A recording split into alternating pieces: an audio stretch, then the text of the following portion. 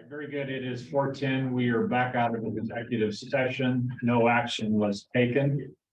Back in regular session. I will seek a motion to amend yet again our agenda to move action item 8.1 to call directly before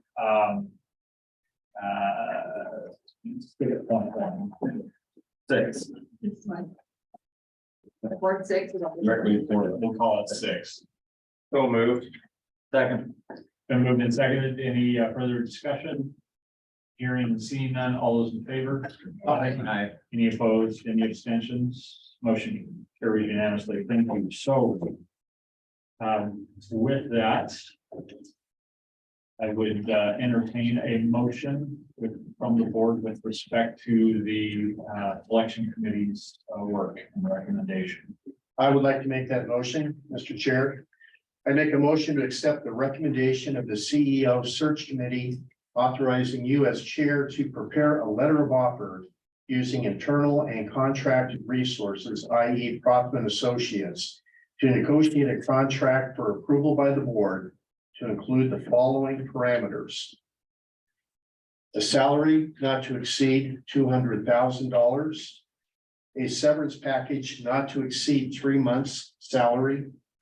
Relocation costs not to exceed $25,000. Temporary housing to be made available at a cost not to exceed $2,500 per month for a term not to exceed 6 months.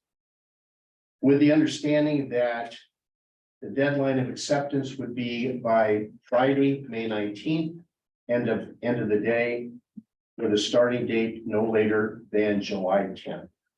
So I will ask, is everybody clear on that motion? Because I'm not going to even try to attempt to reiterate it. I'll Is there- second it. Okay, it's been moved and seconded. Is there any further discussion? I just have one question. The May 19th date, what is that? Date I to know accept, that's Friday, but what is it? Date to accept. date to accept For us to accept, for him to accept? for the applicant to accept. So we have 3 days to negotiate, what you're saying. Pretty standard. Okay. Legal's okay with that getting it prepared and having it written, so he has enough time, or is that? I will go in early tomorrow morning and put contract. It seems a little funny. That's my only comment there. Maybe a week. Well, I know council gets it before AM every day, so. I do get up at 3. She usually has a copy, but that's okay. We'll get that. If she can have it prepared Working on and it. over to the recipient by tomorrow, I think 2 days is enough time for. Fair enough. Thank you. Appreciate that. Everybody understand? Everybody comfortable with the motion as presented? If I have one more. Yes, sir. I just want to reach out because Gary here's representing Prothman. Is that a reasonable period of time? Usually 3 days, but we have a little bit of time to have to put an offer together. If that can be done expeditiously, I think that's appropriate. That's you, chief. Yep. I'll make it priority. Would the board feel more comfortable with allowing the weekend and have a decision by Monday? Conversation, I think so. I would like that. Would be okay with and that. then he would have time with his family, So I'll conversation over the weekend. amend the motion that the deadline for acceptance be extended till Monday, May 22nd, 2023. Yes. Is there still a second on that amendment? It was Clay. Amended motion? Yeah, I would like to. second it. I'd like to put. a Any time- further discussion? Everybody's clear? I'd like to put a timeline on Monday at 5 PM. 5 PM. Monday. Specific time. Pacific time. Be specific. Yeah. Specific. Yes, Steve. Specific about it. All right, once again, everybody have clarity, everybody's comfortable. All right, it's been moved and seconded. Any further discussion? Hearing and seeing none, all those in favor of the motion as presented, signify by saying aye. Aye. Any opposed? Any abstentions? Motion carries unanimously. Thank you. All right, Gary, thank you. Appreciate it. Good work. Right now, if I'm correct, we're going to go into discussion action items. 6.1 Link Transit procurement policy resolution 2023-13. Being presenting. Pam? So we have had a back and forth over the procurement policy a couple times, and there's one thing that staff wanted to bring back to the board is just to make the approval authority match the thresholds you guys approved in, I believe it was February. So currently, there's this gap between our process and our approval. So if it's between 100 and the threshold of 250,000, we have to bring it to you, but we still treat it informally. And I believe the direction from you guys was to bump that threshold so that you guys could really look over things that were deemed more, that needed more oversight. So if we can match the authority to the thresholds you guys have approved, then we can bring items that you feel you still want a little bit of oversight on through a staff report instead. So that's what this resolution and action item is saying. There was a conflict, there's an approval matrix that was in the policy, so when you approved the higher limits, we didn't have an action approving the change in the matrix, and it was an oversight on our part. So this brings those two together so that. Other than that, we kind of said, well, anything that's over 100,000, we got to bring to you. Maybe it's informal, but it still has to be provided, so this is just making it consistent with the action, Everybody understand that? Any questions on that? We also did change in this draft, all the references from general manager to chief executive officer to stay current with your guys' previous resolution. Mr. Chair, I make a motion to approve resolution 2023-13. I'll second that motion. And it's been moved and seconded. Is there any further discussion? If we pass this, can we just not have this coming? We have a conversation about why go one at a time. Second, Mark stated. Yeah, I would have been disappointed if I heard that comment. All right, it's been moved and seconded. Is there any further discussion? Hearing and seeing none, all those in favor of the motion as presented, signify by saying aye. Aye. Any opposed? Any abstentions? Motion carries unanimously. Thank you. All right, moving on to 6.2, non-bargaining employee equalization. Lynn. So we met with the finance committee, brought this issue to them. As you're all aware, we did recently ratify and approve the 3-year bargaining unit contract with the Teamsters. We have a few changes in that document that we would like to also implement for our non-bargaining unit staff. This is something that we do historically when we negotiate a contract. We try to keep things equitable between the two groups. The items that we would like to update would be to decrease the non-bargaining units medical premium cost from 10% of the share to 5%, which is consistent with what the union is paying. We'd like to implement a longevity premium of 2.5% for employees who've completed 20 years of service. That would be effective June 1st. And that would impact 16 employees that we have that have over 20 years of service. And then we would also like to provide weekend premiums of $600 for employees who work Saturday and Sunday schedules, and $300 for employees who either work Saturday or Sunday schedules. They would have to work 75% of the schedule during the quarter to get to be eligible for that payment.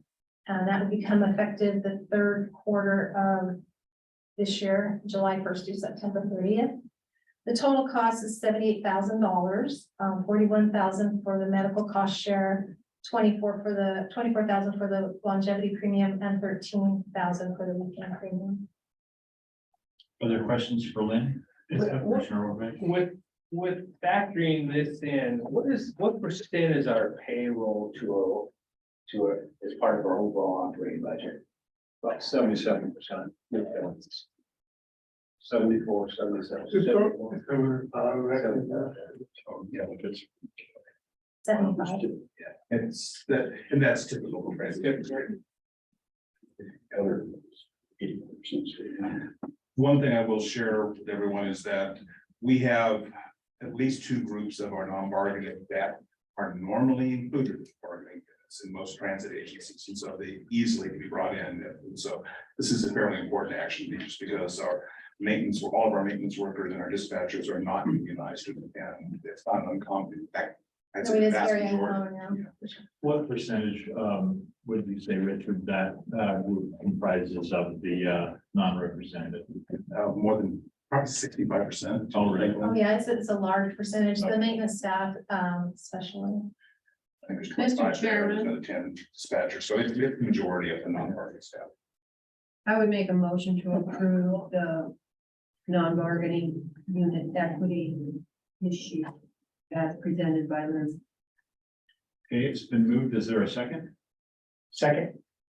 Been moved and seconded. Is there further discussion? Commissioner Overby? Yeah, Lynn, I just have a clarity question on the third bullet, you talked about the kid premium.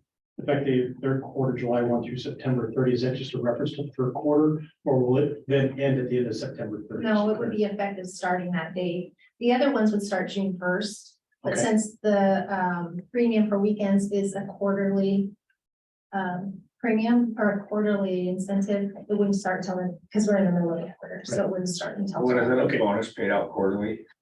Yes. It's paid out. Lump sum. Yes, and depending upon them working both Saturday and Sunday, or Saturday or Sunday, it would be a different cost, but they do have to work 75%. Number of weekend days. Exactly. And so it takes effect, just for clarity, it takes effect third quarter, then moves on Yes, from that point. yes. It's not just limited to the third quarter. Okay, thank you. Any other discussion? I would just like to make the point that the finance committee in our notes did recommend this. Thank you, Ann. Yeah. All right, it's been moved and seconded to approve the changes to the non-bargaining units benefit package as presented. Any further discussion? Hearing and seeing none, all those in favor as presented? Any opposed? Any abstentions? Motion carries unanimously. Thank you. Thank you, Lynn. Moving on to 6.3 E-Transit vehicle purchase. Is that here? Ed had to leave for a family emergency, so Nick and I are gonna pitch it for him. All right. So this item is to authorize purchase of 3 Ford E-Transit vehicles off of the Arizona Department of Administration's joint purchasing contract. And to do that, we have to have an interlocal with that organization, which would then allow us to purchase. Now, that rule actually disappears in July. The state law has been changed to allow us to purchase off of those type of contracts without an interlocal. But today, we need to do that to exercise this. We have some federal grants that are expiring that we need to get money spent by September. So we're trying to find vehicles that we can use to preserve that money.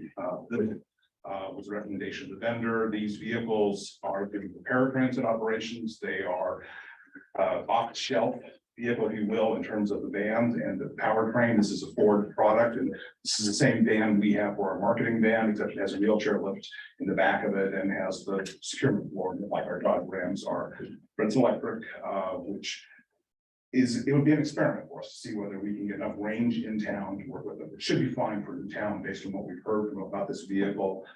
So we think it's good use and allows us to not lose a couple $100,000 of federal funds that are at risk of expiring. And so we're recommending that you both approve it local with the state of Arizona to allow us to purchase off it and then authorize the purchase of the vehicle using grant funds. And once again, the finance committee did review this and did put forward a recommendation for approval.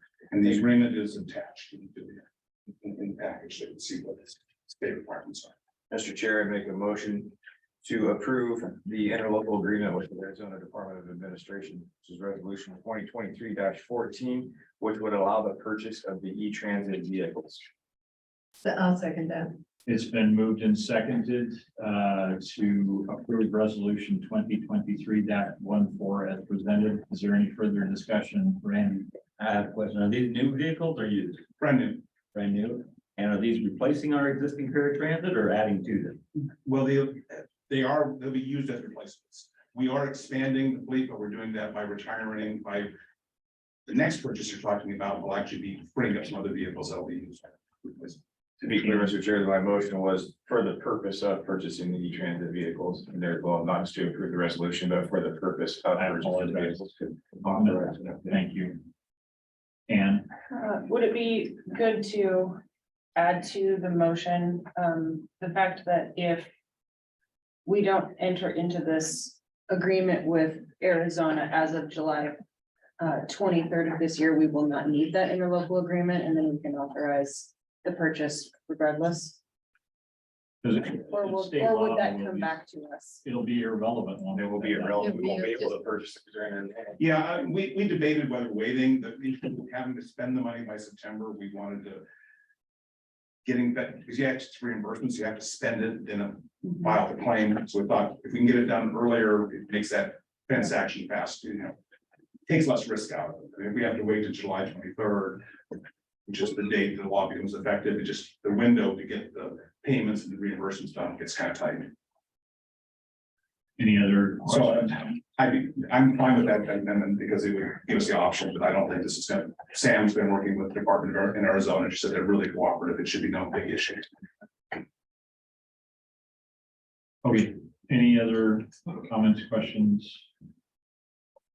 Hearing and seeing none, all those in favor of the motion to approve resolution 2023-14, entering into interlocal agreement with Arizona Department of Administration to allow the purchase of qualifying vehicles as presented, signify by saying aye. Aye. Any opposed? Any abstention? Motion carries unanimously. Thank you. Moving on to authorization to purchase 930-foot BYD electric buses. Mike, I think did we not do that? I think we covered that under that. One blanket motion, did you need me to repeat that? for the record? Thank you. Just confirming that one week, that's what we're doing, that's fine. Okay, the 930 foot, so we received a Green Transportation Program grant from the state, which recently approved in the budget, which now allows us to go ahead and place an order for the vehicles that we requested for that grant process, which is 930 foot BYD K7 and extended range battery electric buses. Now, these are identical to the 30-foot buses we just received from BYD in terms of the size and shape and seat arrangement. They have a different battery system. They have the new generation, they call them their blade battery, which gives us about 30% increase in range on the vehicle. That battery is not purchasable with federal funds, but this is a state grant, so it is eligible to use state funds for it. And so we wanted to try this and see if, because that might avoid the need for charging during the day at all, which would avoid the cost of a lot more chargers, which if that doesn't change, we'll have to invest some more in charging. So this is a strategy to get these vehicles, see if they in fact can operate our local routes without having to use wireless charging all day long. If that is capable, then we'll have more options going forward. So that's what this is about. These vehicles will replace the Ford van cutaways we have here in town. Those vehicles are not yet worn out, but they're getting close and they are in sad shape. I mean, they just have not held up well at all. I said I was on one the other day with the floorboard for bouncing loose because the suspension is so rough on them. It's really tough on the passengers. So this will be a nice improvement in the vehicle, and from a cost standpoint, because the price of cutaways has gone up so much and they only last 5 years. You have a 12-year vehicle, they end up being almost exactly the same price. And once again, the finance committee did review this recommendation and put forward the recommendation for approval by the board. Would entertain a motion. We have the ability to park all these things. Yes, this was assumed going forward. The one thing that is different about these vehicles, and we talked with the finance committee, is that BYD is no longer supporting the AC chargers that we currently have. These will have to be DC fast charge, which means we'll have to put some new chargers in. And there are some costs associated with that are not included in this, because we have to get some, what that means. Now, those DC fast chargers, Ed has gotten some really good information. It looks like they're about $100,000 a charger. But we can actually charge 3 vehicles at the same time off of one charger. It'll reduce our electric costs. They're more efficient than the AC chargers we currently have. They're just also a lot more expensive. The ones we have are $11,000 a piece, and these are 100,000, so about $30,000 per bus as opposed to the 11,000. But these are standard. They'll work with any vehicle on the market, including the Busco or a New Flyer or Gillig. So this is actually probably a positive change. We just didn't think it was happening this fast. We knew that they were moving this direction, but by the time this award, the grant was available, the charging infrastructure has changed. And so we'll have to invest some money in chargers. We'll come back to you with an item for the chargers probably next month, month and a half, after we work with the RH2 to make sure we've got all the wiring costs associated. We know what the cost of the stuff under the shelter is. We can accommodate those vehicles. We'll have to move some cutaways out while we're building whatever we're going to build, but we can shuffle things around right now. Eventually, to have them all under cover, we need to build the expansion building we're talking about. These will still take, what, 2 years until they go up? More than likely, they're quoting us 11 months, 12 months to do that, but that's what they've quoted us every time we bought a bus, and we've never gotten one in less than 2 years. So they keep saying they've got the problems, their supply chain issues solved, but I'm not sure I believe it. I know we're taking the assumption that we should plan for 18 months. And that's why that was the comment that Randy used, that we have to get whatever we're going to do long-term, we've got about 18 months to figure that out, because these buses will take a different charging. We think we have a temporary solution if we're not quite done with the building. We can do something that can work, and then be moved to the facility. So that's part of what we're trying to work through, is make sure that we're not spending money 2 times as we go forward. Any question, Ann? I didn't see in the write-up, kind of the breakdown of finances. I see that the grant is a little over 5.9 million. Right. And then the remainder of the cost, the 3 million, do we have that allocated in our budget currently for this? It's not in this year's budget because these vehicles won't be purchased this year. So this is one of the things we wanted to be clear, is that it's not a budgeted item, but it was talked about in the budget, saying that we knew we had this grant out there, but we wouldn't be using any money this year. So this is a commitment to next year's budget, 24 budget. And that's when we think about that.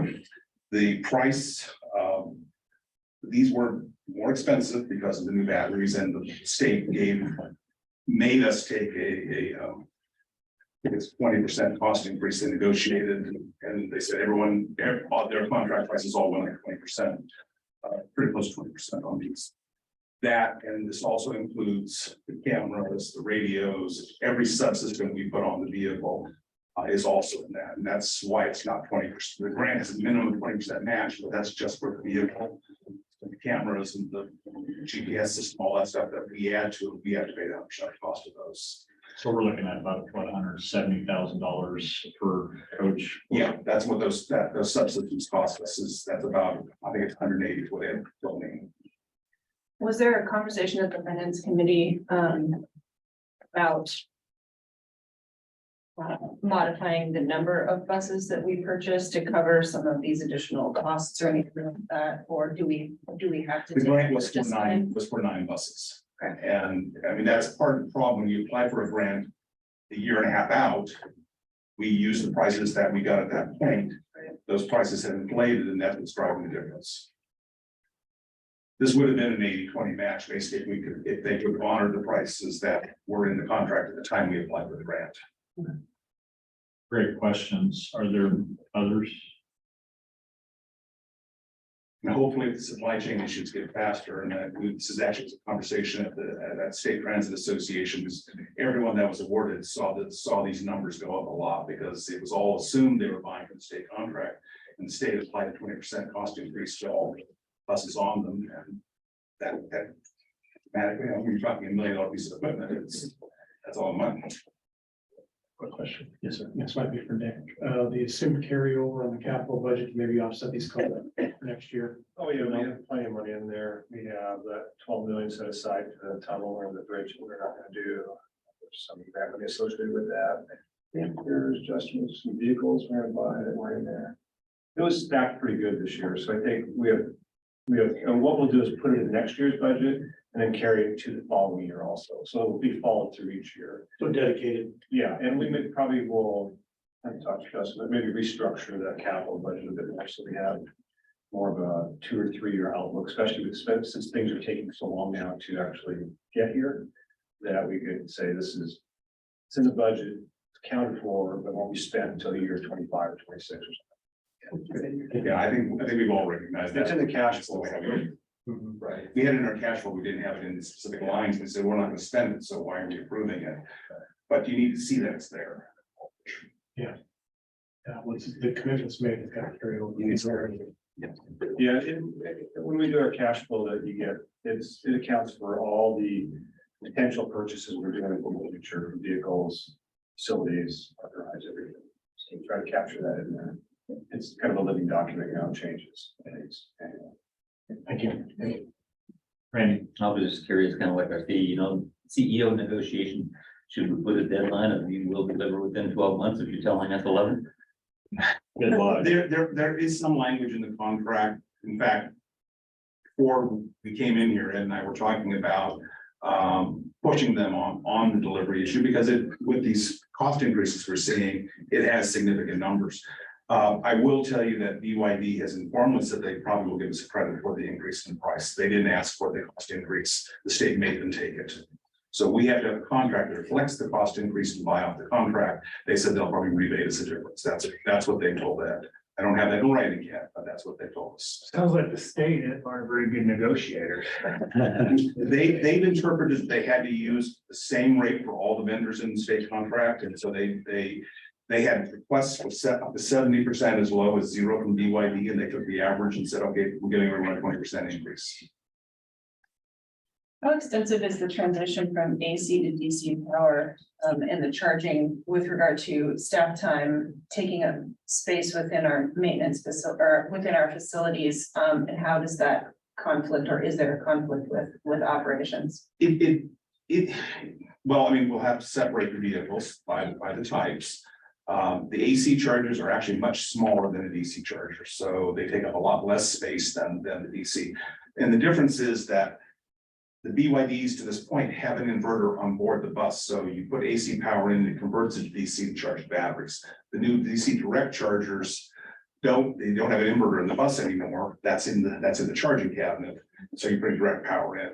That's a more efficient way of getting the power into the vehicle, so that makes sense. You can also do it faster. BYD took a cost savings measure to the AC system. That we'll have to maintain our AC chargers for the life of these buses, so probably another 10 years or 12 if we can stretch them that far. And then everything after that point would be the DC, unless this technology changes again. I mean, that's the other thing that's out there. We assume, because it is standard charger plug design, that should be able to work. You can actually plug a Tesla into the fast chargers you'd be using on these vehicles. So standardization is starting to happen. That will have a long-term benefit. So, I mean, we'll get the useful life of the charger out of this equipment because it'll last at least as long as the buses will, but we'll have to put new chargers in when these buses are worn out, because you won't be able to use AC charging anymore. Everybody clear? Any other questions? I'd entertain a motion. So moved. Second. Been moved and seconded to authorize staff to move forward in purchasing the 9 electric BYD coaches Is that as what you're making? presented. Yes. Is that ring true to your motion? Yes. All right, it's been moved and seconded. Any further discussion? Hearing none, all those in favor? Aye. Aye, opposed, any abstentions? Motion carried unanimously. Thank you.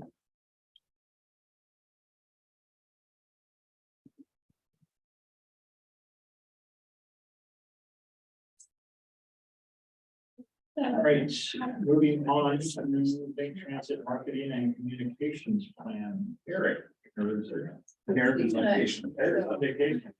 Who's playing the role of Eric? That'll be me. Christina. Yep.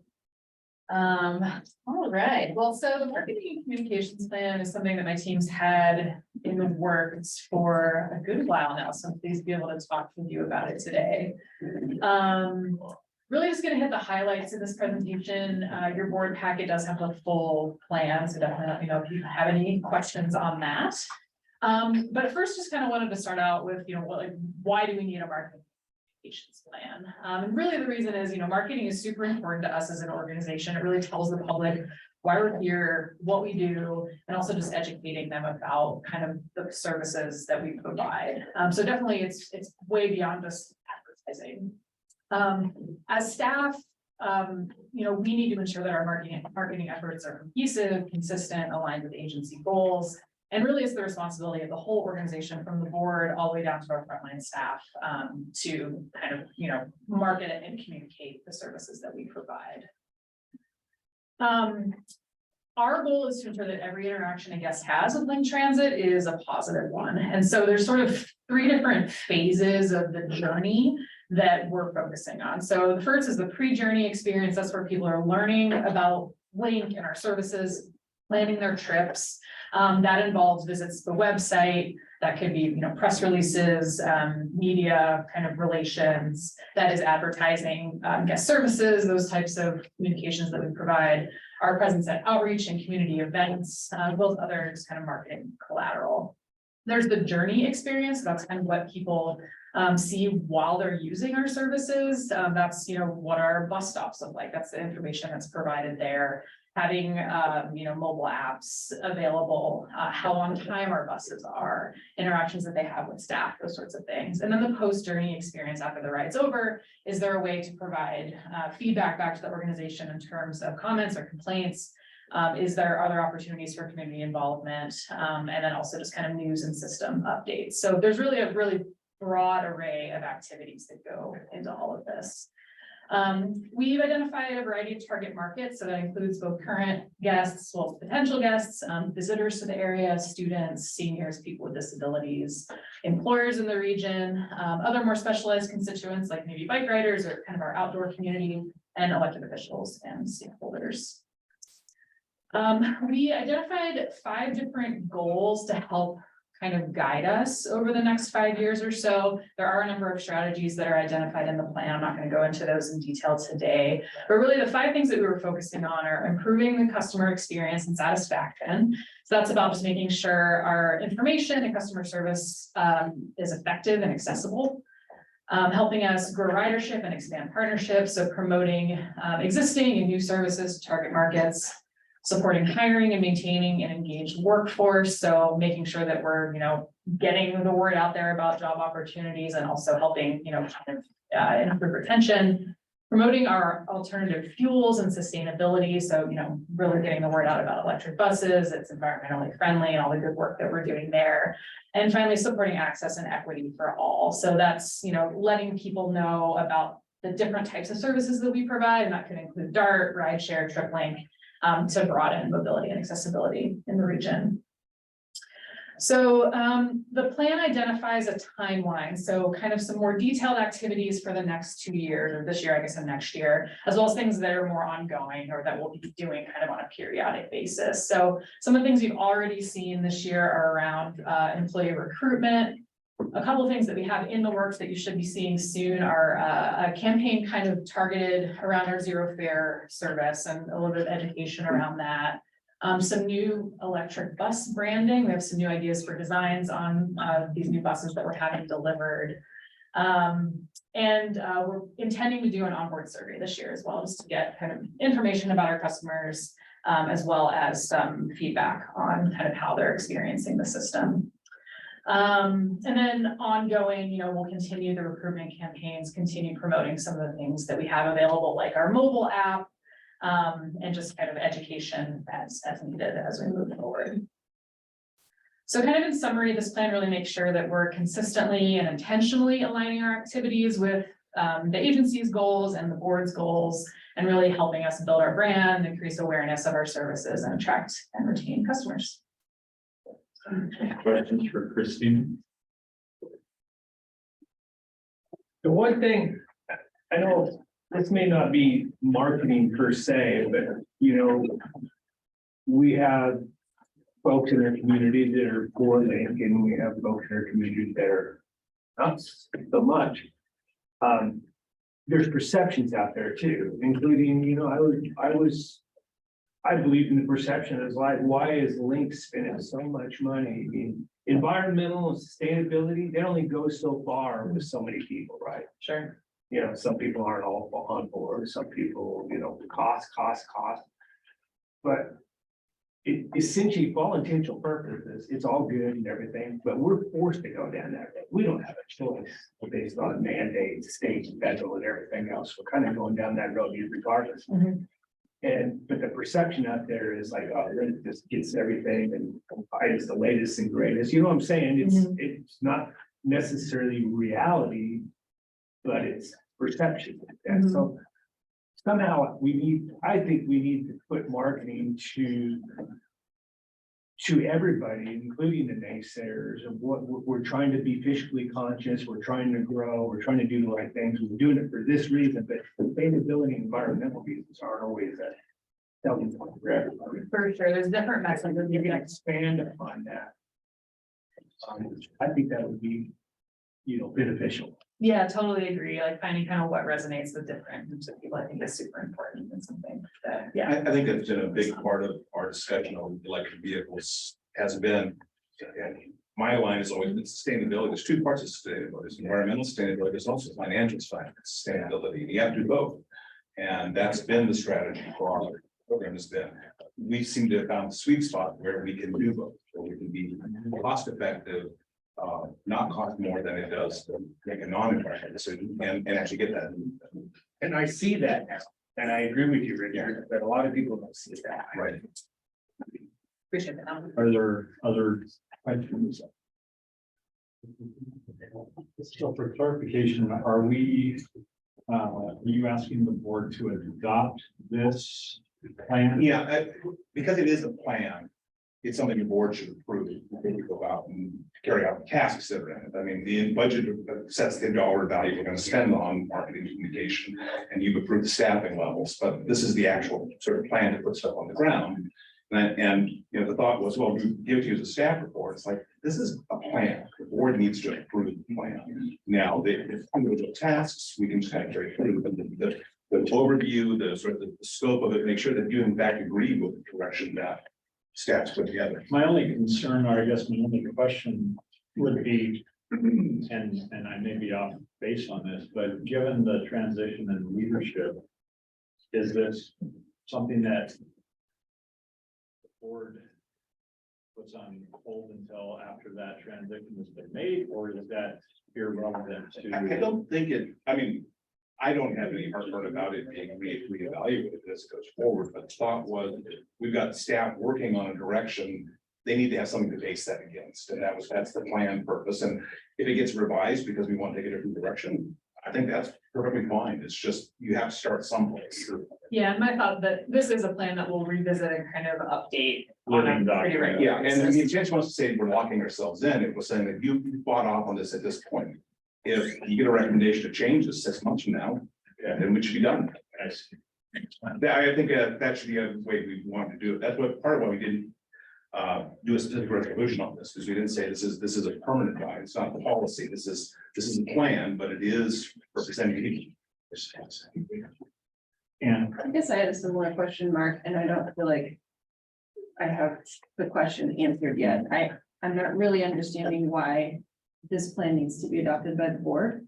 I mean, we don't adopt every single plan that staff comes up with. I guess I'm not understanding what the main goal is for adopting this plan, other than, as opposed to trusting in our marketing department and then putting together really great guidelines and a plan for their staff and implementing it. And I don't necessarily understand why the board would have to approve. And I think the reason we specifically wanted to bring this was we've had a lot of questions and challenges about marketing efforts for the organization through the budget process at various times. And it's like, let's make sure we're aligned. I mean, that's the bottom line for us, is that the board has had a chance to look at this, and, you know, things like doing the mascot and some other things that are decisions we're making to try to be more inclusive, I guess, is sort of, or be able to reach in different markets, if you will. But are they, does this reflect what you wanted to see? Because we've had big questions about, one of the first questions I was asked here is, why are we marketing a service that's subsidized by the public? Well, it's awareness issue, it's connectivity, it's a whole variety of reasons. I think the plan tries to say that. I guess there is some discretion. We debated internally about whether this was an action item or was this a staff report from you guys. And just because of the concerns that have been raised over the years, I thought, let's take it as a discussion for the board to actually hear. It needs to be, but that's the reason it's here. It's been an issue in the past, so I thought we should get your buy. So basically, the way I see that is that if the board is taking action, it's basically the board is authorizing the plan, which gives it more formality, I suppose, moving forward. But it is a living, breathing document that can change both from the board's directive and or management suggestion. Just a thought, at our city council, there's times we do think just by consensus, we approve just general direction rather than a formal action. Maybe this is something we have a consensus on or not. I don't see any issue with them just approving it as an action item. Mr. Chair, I make a motion to approve and adopt the marketing communications plan with the understanding that this is a living document and will be updated and modified annually as goals, priorities, and opportunities can shift over time. Second. Did you get that? Who was the second? Okay. All right, it's been moved and seconded. Did you get the spirit of the Yes. motion? All right, is there any further discussion on this matter? I just wanted to point out one error that I did see in the plan on your objective on page 36, it's marked to be function 4B. Oh, thank you. We all know who read it, don't we? All right, any further discussion? All those in favor of the motion as presented? Aye. Any opposed? Any abstentions? Motion carries unanimously. Thank you.